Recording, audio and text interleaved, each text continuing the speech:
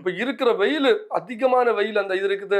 அந்த ஒரு கட்டத்துல நமக்கு ஒரு வெயில்ல நம்மளால நடக்க முடியல. அப்ப நம்ம அம்பாலும் அவ்வளவு இருக்க முடியாது அம்மா எப்படி அப்படிங்கிறதுக்காக, வெயில்ல தாங்க அதுவும் முடியுமா? அதுவும் நம்ம இதுல ஒரு ஒரு நம்ம கிட்ட வந்த ஒரு நம்மளால பயனடைந்த ஒரு ஆளு, மொத்தம் ஒரு 1.25 லட்சம் ரூபாய் செலவு பண்ணி, அவர் ஓ! முழுக்க முழுக்க அவரோட பேரு நான் சொல்லுவேன். அவர் முழுக்க முழுக்க ராஜா அப்படிங்கிறவரு. அவருடைய குடும்பத்தார் அவங்க தான் முழுக்க முழுக்க அந்த இதுக்கு செட் அவருக்கு நம்ம ஒரு என்ன பண்ணங்கிறத விடவும் நம்ம அதை சொல்ல விருப்பம். ஆனா அவர் தான் முழுக்க முழுக்க 1.25 லட்சம் ரூபாய் ஒரு ஷீட்டு ஒரு இதை வச்சு கேரளா முறையில 11 அதுக்கு கேரளா டைப்ல இருக்கு கோவில். 13 கலசம் வச்சு 13 கலசம் வச்சு நல்ல பிரம்மாண்டமான ஒரு ஷெட்ல அதான் நம்ம சிமெண்ட்ல கோபுரம் போடக்கூடாது. ஏன்னா வெட்ட வழியில இருக்கிற காலையில ஷீட்லயே கோபுரம் வில்லுப்பாட்டு, மஞ்சப்பால், அதுக்கப்புறம் காளி பூஜை, வேஷம் கட்டுறது, அந்த 10 நாள் திருவிழாவும் யார் கட்டுவா? எல்லாருமே நம்ம மட்டும் கிடையாது, நிறைய பேர். நம்ம காளி வேஷம், செங்காளி, மயான காளி, கருங்காளி, பத்திரகாளி, அப்புறம் சாம்பல் காளி, சுடுகாட்டு காளி, அப்புறம் மாட வேஷம் கட்டுறது, குறவம் குறத்தி, பிச்சைக்கார வேஷம், நிறைய வேஷங்கள். அதாவது அந்த அந்த அம்மனுக்கு இந்த வேஷம், அதாவது வேஷம் போட்டு அந்த அம்மாவை போய் தரிசிச்சாச்சுன்னா அந்த அம்மா அனுகிரகம் கொடுப்பான்னு சொல்லிட்டு அந்த மூலஸ்தானத்தை இந்த யக்ஷியம்மனை வச்சிருக்கோம். இந்த யக்ஷியம்மனுடைய துணையை கொண்டு தான் நம்ம இந்த பேயெல்லாம் பிடிச்சு கட்டுறோம். ஒரு பேய், ஏன்னா நமக்கு தொழில் முறைப்படி வச்சிருக்கோம். நம்ம சாமியா கும்பிட்டு வரதோடவும் பிரச்சனையா வரவங்க தான் நம்ம கிட்ட அதிகமா வருவாங்க. எனக்கு அந்த பிரச்சனைக்கு இந்த பிரச்சனை இருக்குன்னு. அதில் அந்த யக்ஷியம்மனுக்கு நம்ம வச்சிருக்கிறது என்னன்னா, அந்த பேய்களை பிடிச்சு கட்டுறதுக்காக அந்த அம்மாவுடைய துணை கொண்டு தான் பேயை பிடிச்சு கட்டுறாங்க. வணக்கங்க எல்லாருக்கும். நான் உங்கள் பாலாம்பிகா. அதாவது இப்போ உலகத்தில் என்ன நடக்குது அப்படின்னு யாருக்குமே தெரியறதில்ல. நல்லது ரொம்ப கம்மியாயிடுச்சு, கெட்டது ஜாஸ்தி ஆயிடுச்சு. ஆனால் அப்படி கெட்டது செஞ்சாலும் யாரும் பெருசாக வாழ்ந்துட முடியாது. தெய்வத்துக்கு முன்னாடி கண்டிப்பாக அவங்க பதில் சொல்லி தான் ஆகணும்.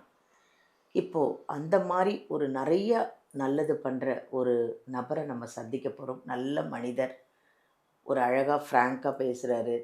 ஒரு என்ன சொல்ற, ஒரு குழந்த மாதிரி. இப்போ நான் உட்காந்ததுலேருந்து ஒரு குழந்த மாதிரி என்கிட்ட பேசிகிட்ருக்காரு. ஒரு நல்ல மனிதர், நல்ல மாந்திரிகம் தெரிஞ்சவர். நிறைய குடும்பத்தை, கணவன் மனைவி பிரிஞ்சவங்களை சேர்த்து வச்சு நிறைய அவங்களுக்கே இப்போ நமக்கே பிரச்சனை என்னன்னு நமக்கே சில நேரம் தெரியாறதில்ல.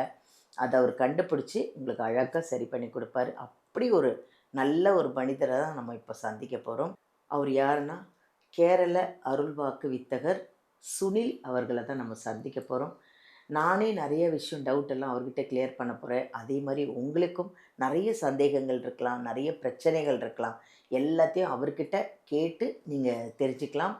அதை விட தீர்வும் கிடைக்கும். அப்படி நீங்கள் அவரை நேரில் சந்திக்கணும் அப்படின்னு முடிவு பண்ணிங்கன்னா கண்டிப்பாக இந்த வீடியோவிலேருந்து நம்பர் எடுத்து அவரை நேர்லேயே நீங்கள் காண்டாக்ட் பண்ணலாம்.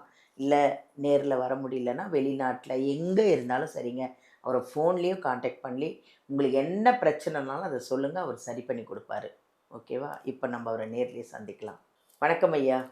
இப்போது மக்கள் ஒரு கேரளா மாந்திரிகர் ஒருத்தர் இருக்கார், அவர் எங்களுக்கெல்லாம் நிறைய நல்லது பண்ணிகிட்ருக்காரு அப்படின்னு நீங்கள் மக்களை நீங்கள் பார்த்துக்கிட்டே இருக்கணும், மக்கள் உங்களை பார்த்துக்கிட்டே இருக்கணும். இதுதானே முக்கியம் இல்லையா?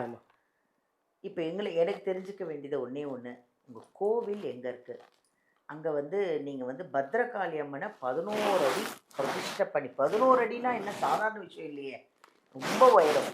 ஒரு 11 அடியில் ஒரு பத்ரகாளி அம்மனை பிரதிஷ்டை பண்ணி பூஜை பண்ணிகிட்ருக்கீங்க. அமாவாசை அன்னைக்கெல்லாம் அவ்வளோ கூட்டம் இருக்காமே உங்கள் கோவிலில், அவ்வளோ பேர் வராங்களாம், நிற்க இடம் இல்லையா, அவ்வளோ அழகாக பூஜை பண்ணி கொடுக்குறீங்களாம். அந்த மக்களுக்கு வர்றவங்களுக்கெல்லாம், நீங்கள் அங்கே வந்தவங்களுக்கெல்லாம் எவ்வளோ நன்மைகள் நடக்குது? உங்கள் கோவில் எங்கே இருக்குது? பத்ரகாளி அம்மா எப்படி இருக்காங்க? ஆக்சுவலாக எப்படி வீடியோ போடும்போது அந்த அம்மாவை போடுவாங்க, இருந்தாலும் உங்கள் கோவில் எங்கே இருக்குது, அங்கே யார் யார் இருக்காங்க? இசைக்கு அம்மன் இருக்காங்க, பத்ரகாளி அம்மன் இருக்காங்க, எல்லாம் அங்கே யார் யார் இருக்காங்க, என்னென்ன நடக்குது கொஞ்சம் சொல்லுங்கள். அதாவது நம்ம கோயில் எங்கே இருக்குன்னு பார்த்தீங்கன்னா, செங்கல்பட்டு மாவட்டம் சிங்கபெருமாள் கோவில், குளத்தூர்ல கணபதி பெருமாள் கோயில் கிட்டேவா? சிங்கபெருமாள் கோயில் ரயில்வே கேட் கிராஸ் பண்ணி அதுலேருந்து ஒரு 4 கிலோமீட்டர் தூரத்தில் குளத்தூர் அப்படிங்கிற கிராமத்தில் இருக்குது. குளத்தூர் கணபதி சிட்டி. வண்டியில வர்றவங்களுக்கு என்ன மேப் எப்படி போடணும்? இசைக்கம்மன் கோயில்னு போட்டாலே வந்துடும்.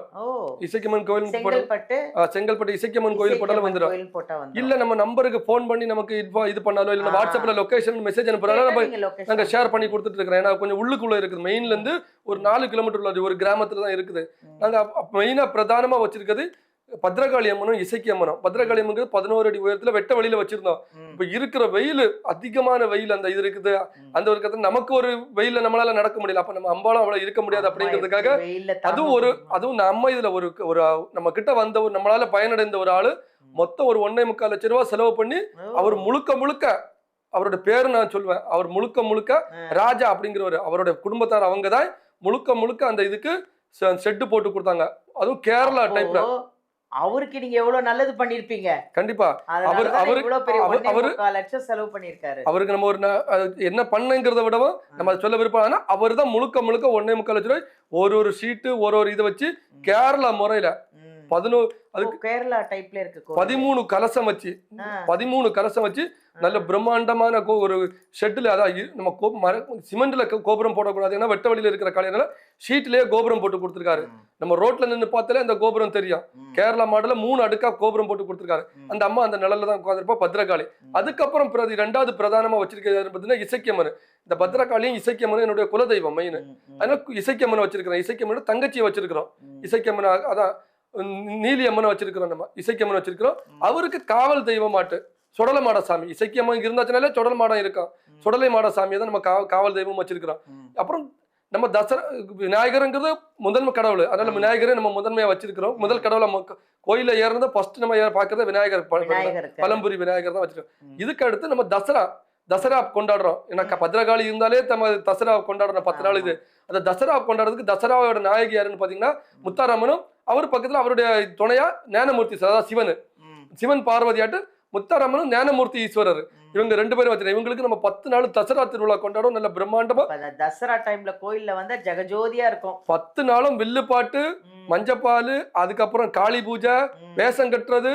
அந்த 10 நாள் திருவிழாவும் எல்லாருமே, நம்ம மட்டும் கிடையாது, நிறைய பேர். நம்ம காளி வேஷம், செங்காளி, மயான காளி, கருங்காளி, பத்திரகாளி, அப்புறம் சாம்பல் காளி, சுடுகாட்டு காளி, அப்புறம் மாட வேஷம் கட்டுறது, குறத்தி, பிச்சைக்கார வேஷம், நிறைய வேஷங்கள். அதாவது அந்த அம்மனுக்கு இந்த வேஷம், அதாவது வேஷம் போட்டு அந்த அம்மாவை போய் தரிசிச்சாச்சுன்னா அந்த அம்மா அனுகிரகம் கொடுப்பான்னு சொல்லிட்டு அந்த மூலஸ்தானத்துல இருக்குது. குலசேகரப்பட்டினம் முத்தாரம்மன் கோயில அந்த ஒரு இது இருக்குது. அதே முறையை நம்ம பண்ணி ஊர் சுத்தி வந்து அக்னி சட்டி வச்சு கொதிக்க தண்ணியா கோரி அம்மா குளிச்சு மஞ்சப்பால் எல்லாம் இது பண்ணி அப்புறம் ஒரு பிரம்மாண்டமா அந்த 10 நாள் திருவிழாவும் நல்ல கிராண்டா பண்ணுவோம். அந்த முத்தாரம்மன் வச்சிருக்கிறோம். அதுக்கு அடுத்து பாத்தீங்கன்னா நம்ம தொழில் இதாட்டு முண்டசாமி வச்சிருக்கிறோம். அந்த சொடல மாடனுடைய இன்னொரு இதுதான் முண்டசாமி வச்சிருக்கிறோம். தொழிலுக்காக வனப்பேச்சி, அந்த பேச்சியம்மன், வனப்பேச்சி ஆச்சது பேச்சியம்மனை வச்சிருக்கிறோம். இதனா நம்ம கேரளா சைடு அதிகமாகவும், அது மாதிரி கன்னியாகுமரி, திருநெல்வேலி இந்த பக்கத்துல பாத்தீங்கன்னா பேச்சியம்மன் அதிகமா இருக்கும். இதெல்லாம் காட்டுக்குள்ளதான் இருக்கும். நம்ம காட்டுடைய காவல் தெய்வம் மாதிரி காட்டுல வனப்பேச்சி ராட்சதை, அது ஒரு அரக்க இது மாதிரி அந்த அம்மனை வச்சிருக்கிறோம், பேச்சியம்மன் வச்சிருக்கிறோம். அதுக்கடுத்து நம்ம இன்னொரு பெரிய தெய்வம் என்னன்னா கருப்பசாமி. கருப்பசாமிங்கிறது இப்ப யாருக்காவது குலதெய்வம் தெரியாதவங்க கருப்பசாமி நம்ம வழிபட்டு வந்தாச்சுனாலே குலதெய்வத்தோட அனுகிரகம் கிடைக்கும். ஒண்ணு குலதெய்வம் நமக்கு தெரியப்படும், இல்லைன்னா அந்த குலதெய்வத்தோட அனுகிரகத்தை நமக்கு காட்டி கொடுப்பாரு. இன்னொன்னு ஊருக்கு எல்லை காவல் தெய்வமா இருக்கிறவர் இந்த கருப்பசாமி. நிறைய ஊர்களுக்கு கருப்பசாமி தான் இருக்கு. அவரோட பல பேர்ல இருக்காரு. முனீஸ்வரன், அது இதுன்னு பல பேர்கள் அவர் வழிபட்டாலும் முனியப்பன் அது இதுன்னு இருக்கு. கருப்பசாமிங்கிறது ஒரு காவல் தெய்வமா இருக்கு. அவரே நம்ம அங்க பிரதிஷ்டை பண்ணியிருக்கோம். அதுக்கப்புறம் ஊரு கிராம தேவதையா நம்ம ஊருக்கு இந்த ஏரியா செங்கல்பட்டு, இந்த செஞ்சி, இந்த ஏரியா பாத்தீங்கன்னா அங்காள பரமேஸ்வரி அம்மன். அந்த அம்மன் தான் வந்து அதிகமா இதுல எல்லாருக்கும் அறியப்படுற தெய்வம். அந்த அம்மனுக்கும் நம்ம அந்த விசேஷ பூஜை கொடுக்குறோம். அப்படிங்கிறதுக்காக அங்காள பரமேஸ்வரி அம்மனை நம்ம அங்க வச்சிருக்கிறோம். அந்த அங்காள பரமேஸ்வரி மசாலா கொள்ளை எடுப்போம். மற்றபடி எல்லா நாளும் பரிவார பூஜைகள் இருக்க மாதிரி அந்த அம்மாவுக்கு தினசரி பூஜை உண்டு. அது மாதிரி அங்காள பரமேஸ்வரி அம்மனையும் வச்சிருக்கிறோம். அதுக்கப்புறம் யக்ஷி அம்மன், அதாவது ஒரு பேய் பிசாசுகள் நம்ம வருது, ஒரு ஆள் ஒரு பேய் பிடிச்சு வராங்க, அந்த மாதிரி வந்துச்சுன்னா இந்த யக்ஷி அம்மனை வச்சிருக்கிறோம். இந்த யக்ஷி அம்மனுடைய துணையை கொண்டு தான் நம்ம இந்த பேய் எல்லாம் பிடிச்சு கட்டுறோம். ஒரு பேய், ஏன்னா நமக்கு தொழில் முறைப்படி வச்சிருக்கோம். நம்ம சாமியா கும்பிட்டு வரதை விடவும் பிரச்சனையா வரவங்க தான் நம்ம கிட்ட அதிகமா வருவாங்க. எனக்கு அந்த பிரச்சனைக்கு இந்த பிரச்சனை இருக்குன்னு. அதனால அந்த யக்ஷி அம்மனுக்கு நம்ம வச்சிருக்கிறது என்னன்னா அந்த பேய்களை பிடிச்சு கட்டுறதுக்காக அந்த அம்மாவுடைய துணை கொண்டு தான் பேயை பிடிச்சு கட்டுறாங்க. அதுக்கப்புறம் நாகத்தம்மன் வைக்கிறோம். அதாவது நாக யக்ஷி வச்சிருக்கிறோம். நம்ம கேரளா இதுல, தமிழ்நாட்டுல நாகாத்தம்மன் சொல்லுவாங்க, நம்ம ஊர்ல நாக யக்ஷி. இந்த அம்மாவை சுத்தி 108 நாகம் வச்சிருக்கிறோம். சென்டர்ல அம்மா உட்காந்துருப்பாங்க, அதை சுத்தி 108 நாகம் இருக்கும். 108 நாகம் ஒரே இடத்துல, அதாவது அந்த 108 பேரும் புடைசூழ சென்டர்ல உட்காந்துருப்பாங்க. அம்மா முன்னாடியே நமக்கு புத்து இருக்கும். புத்துல தானா உருவான புத்து. அதுல நீங்க மதியம் டைம்ல எல்லாம் வந்தீங்கன்னா பாம்பு, எந்த பாம்பு இருக்குன்ற அப்படி அதுவே தானா பொது இருக்கு. பொதுவாகவே நம்ம கோயில் இருக்கிற இடமே கொஞ்சம் வனம் பாதிப்பட்ட இடம் தான், பின்னாடியே ஃபாரஸ்ட் ஏரியா. இல்ல பாம்புக்கு அங்க குறவே இருக்காது. நீங்க பாக்கலாம் அப்படி இருக்கும். அந்த யக்ஷியம்மன், யக்ஷியம்மன் வச்சிருக்கிறோம். அங்க என்னன்னா ராகு கேது பூஜை பண்ணி கொடுப்போம். அது மாதிரி சர்ப்ப தோஷம், நாக தோஷம், குழந்தை பாக்கியம் இல்லாதவங்களுக்கு அந்த இது பண்றது, இது மாதிரி எல்லாம் பண்ணி கொடுங்க. இப்ப இந்த குழந்தை பாக்கியம் இல்ல, இந்த இசைக்கம்மனை பொறுத்த வரைக்கும் நீங்க உங்களுக்கு நம்ம இசைக்கம்மன் சொன்னாலே தெரியாதவங்க யாரும் இருக்க வாய்ப்பு இருக்காது. இருந்தாலும் நம்ம என்ன சொல்றோம்னா, இசைக்கம்மனுங்கிறது கையில குழந்தையோட இருப்பாங்க. அந்த அம்மாவை மனிதனா பிறந்து அவங்கள சாகடிக்கப்பட்ட வேதியரால சாகடிக்கப்பட்டவர் மறுபிறவி எடுத்து அந்த வேதியரை கொல்லுறதுக்காக தான் சிவன்கிட்டே வரம் வாங்கி வந்தவங்க இந்த இசைக்கம்மன். அப்ப என்னன்னா, அந்த இசைக்கம்மன் பழிக்கு பழி வாங்கும்போது உனக்கு யாரு துணை நிப்பா, உனக்கு யாரு சாட்சி சொல்லுவாங்கன்னு சொல்லும்போது கள்ளி மரத்தோட கொப்பை ஒடிச்சு கையில வச்சு குழந்தைய ஆக்கியிருப்பா. அந்த குழந்தைய கையில வச்சே சுத்துவா அந்த அம்மா. அதனால அந்த அம்மாவை வேண்டி எனக்கு புத்திர பாக்கியம் வேணும், எனக்கு குழந்தை பாக்கியம் வேணும்னு. ஏன்னா வேற எனக்கு தெரிஞ்ச அதிகமா யாரும் கையில குழந்தை வச்சிருக்க தெய்வத்தை நான் பாக்குறது இல்ல. இசைக்கம்மன் கையில சிலையில இருக்கும்போதே கையில குழந்தையோட தான் இருப்பாங்க. அதனால குழந்தை பாக்கியம் வேணும்னு சொல்லி தொட்டிலும் பிள்ளையும் வாங்கி கட்டுறவங்களுக்கு நிறைய பேருக்கு குழந்தை பாக்கியம் இருக்குது. அந்த அம்மாவுக்கு மடியேந்தி இது பண்ணி இது பிச்சை கொடுக்குறவங்க, இல்லைன்னா மடியேந்தி சாமி கிட்ட வரம் கேட்கறவங்களுக்கு அந்த அம்மா இசைக்கம்மா சாமி ஆடும் போதும் குழந்தைய கையில வச்சுதான் ஆடும். கொதிக்கிற தண்ணி கோரி குளிக்கும் கையில குழந்தைய வச்சுக்கிட்டு. குழந்தைக்கும் ஒண்ணும் ஆகாது, ஆடுற சாமிக்கும் ஒண்ணும் ஆகாது. கொதிக்க கொதிக்க தண்ணி கோரி மேல ஊத்தி குளிக்கும். ஆனா 2 பேருக்குமே எந்த ஒரு பாதிப்பும் வராது. குழந்தைங்கும் போது நம்மளா வளர்த்துற குழந்தை கிடையாது, நம்மளா குழந்தை வைக்கிறது. யார் அந்த இடத்துல வராங்க, இப்ப நீங்க வந்து வரீங்க, இல்லைன்னா சம்பந்த வேற யாரோ ஒரு ஆள் ஒரு பிரச்சனைக்காக வராங்க, அவங்க பிள்ளை எடுத்து வச்சு அந்த அம்மாடம். அது மாதிரி குழந்தை பிறந்ததுக்கு அப்புறம் அந்த அம்மா கிட்ட கொடுத்து குழந்தைய எடுத்து வாங்குறவங்க இருக்காங்க. நம்ம குழந்தைக்கு ஏதாவது தோஷங்கள் இருக்குதுன்னு சொன்னா கூட அந்த அம்மா கிட்ட கொடுத்து தத்து கொடுத்து வாங்குவாங்க குழந்தை. ஏன்னா அந்த அம்மா குழந்தைய பாதுகாக்கிற தெய்வம். குழந்தைய கையில வச்சு அந்த குழந்தைய மூலமா தனக்கு ஒரு நீதியை வாங்கி இருக்கிறா. இந்த குழந்தை தான் சாட்சி சொல்லும், இதுதான் எங்க அப்பான்னு சொல்லி சாட்சி சொல்லி அந்த ஆளை வேதியரை இது பழிக்கு பழி வாங்குவா. அப்ப அந்த குழந்தை தான் அவங்களுக்கு முக்கியம். அந்த குழந்தைய வச்சுதான் அந்த அதனால புத்திர பாக்கி இருக்கிறவங்களும், இல்ல குழந்தைக்கு ஏதாவது தோஷம் இருக்குது, ஆயுசுக்கு ஏதாவது இது இருக்குது, மற்ற மாதிரி ஏதாவது ஜாதக ரீதியா பிரச்சனை கூட அந்த அம்பாள் இதுல குழந்தைய கொடுத்து பாதத்துல வச்சு வாங்கி கொண்டு போறதுனால அந்த தோஷங்களை அந்த அம்மா எடுத்துப்பா. அந்த குழந்தைக்கான முழு பாதுகாப்பா அந்த அம்பாள் கொடுப்பா. அதனாலதான் இசைக்கம்மன் நம்ம இது ரொம்ப இதா திரும்ப திரும்ப சொல்றோம்னா, இசைக்கம்மன் புத்திர பாக்கியத்துக்கான மெயினான அப்படி இசைக்கம்மன் நம்ம வச்சிருக்கிறோம். அப்படி யாருக்காவது குழந்தை பாக்கியம் இல்லாம இருந்தாலோ, அதாவது மருத்துவ ரீதியா பிரச்சனை இருந்துச்சுன்னா நம்ம எதுவும் பண்ண முடியாது. மருத்துவம் அல்லாம புத்திர பாக்கியம் இல்லாம இருக்குது, நமக்கு நார்மலா ஏதாவது ஒரு இது இருக்குன்னா கண்டிப்பா அங்க வந்தீங்கன்னா குழந்தை பாக்கியம் இருக்கும். அது மாதிரி சர்ப்பதோஷம், நாகதோஷம் இருந்தாலும் நம்ம கோயிலுக்கு வந்தாங்கன்னா பரிகாரம் பண்ணி கொடுப்போம். ராகு கேதுக்கு இதுகளுக்கெல்லாம் பண்ணி கொடுத்துட்டு இருக்கிறோம். ஏன்னா நாகம் 108 நாகம் இருக்குது. 108 நாகத்தை வச்சு அவங்களுக்கு இது மாங்கல்யம் இதெல்லாம் கட்டி, அப்புறம் தாலி கல்யாண பாக்கியம் இல்லாம இருக்கிறவங்களுக்கும் மாங்கல்ய பாக்கியம் பண்ணி கொடுக்குறோம். குலதெய்வம் தெரியாதவங்களுக்கும் அந்த கருப்பசாமி இது பண்ணி குலதெய்வத்துடைய அனுகிரகம் பண்ணி கொடுக்குறோம். அது மாதிரி நம்ம குலதெய்வங்களுக்கு ரொம்ப தூரம் போய் இது வழிபட முடியாதவங்க நம்ம கிட்ட வந்தாலும் குலதெய்வத்தை கண்டுபிடிச்சு கொடுக்கறது. அது மாதிரி பத்திரகாளிக்கு யாகம் போட்டு கொடுப்போம். யாகம் போட்டு பத்திரகாளி அம்மனுக்கு சிறப்பு பூஜைகள் இருக்கு. அது மாதிரி அலங்காரம், சாமிக்கு அலங்கார காப்பு சாத்துறது, இது ஒரு ஆளுக்கு வேண்டி பண்றாங்க. அவங்க என்ன நினைச்சு அந்த அம்பாளுக்கு இது பண்றவோ, நம்ம மாந்திரிகம்ங்கிறத விடவோ நம்ம ஒரு வேண்டுதல், ஒரு தெய்வ வேண்டுதல வழிபடா நம்ம போனோம், நாங்க இந்த மாதிரி வரல, நாங்க எங்களுக்கு தெய்வ வழியிலே போகணும் அப்படின்னு நினைச்சு நம்ம கிட்ட வந்தா கூட டைரக்டா தெய்வ வழிபாடுல பண்ணி அந்த சாமியை நம்ம குளிர வச்சு அது மூலமாட்டு ஒரு நல்ல வழியை பண்ணி கொடுத்துட்டு இருக்கிறோம். அந்த அம்மாவுக்கு யாகம் போடுறது, இது இல்ல நமக்கு ஒரு பூஜைகள் பண்றோம், அந்த பூஜையில் நாங்க கலந்துக்கிறோம், இல்லைன்னா அந்த அம்மாவுக்கு அலங்காரத்துக்குள்ள இது பண்ணி கொடுக்கணும்னா கூட நீங்க ஒரு இடத்துல இவ்வளவு கொடுங்க அவ்வளவு கொடுங்க, அதுக்கான ஒரு கட்டணம் என்னவோ அது மட்டும் கொடுத்தா போதும். இல்ல நீங்க உங்க கையாலே வாங்கி கொடுத்தாலும் அதுக்கு நீங்க காணிக்க கொடுங்க, அதெல்லாம் கிடையாது. நீங்க விருப்பப்பட்டு எது கொடுத்தா போதும் அதை வாங்கி அந்த அம்பாளுக்கு சந்தோஷமா செலுத்தி அந்த அனுகிரகம் வாங்கி கொடுக்கறதும் நாங்க அந்த மாதிரி பட்டதும் நாங்க பண்ணி கொடுத்துட்டு இருக்கோம். நன்றி நன்றியா, ரொம்ப நன்றி. அதாவது உங்கள் கோவிலுக்கு எல்லாரும் வரணும், எல்லார் பிரச்சனையும் தீரணும். உண்மையிலே அப்படி ஒரு அற்புதமான ஒரு கோவில். நீங்கள் சொல்லும்போதே எனக்கு இப்போ உடனே கிளப்பி வந்துடணும் போல இருக்கு. ரொம்ப நன்றி.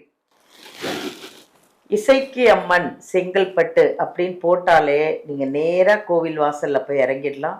அதாவது பாருங்கள், ஒருத்தர் வந்து 1.25 லட்சம் செலவு பண்ணி அழகாக அம்மனை 11 அடி பத்ரகாளி அம்மனுக்கு ஒரு இதுவே கட்டி கொடுத்துருக்காராம், நிழலாக இருக்கணும் அப்படின்றதுக்காக.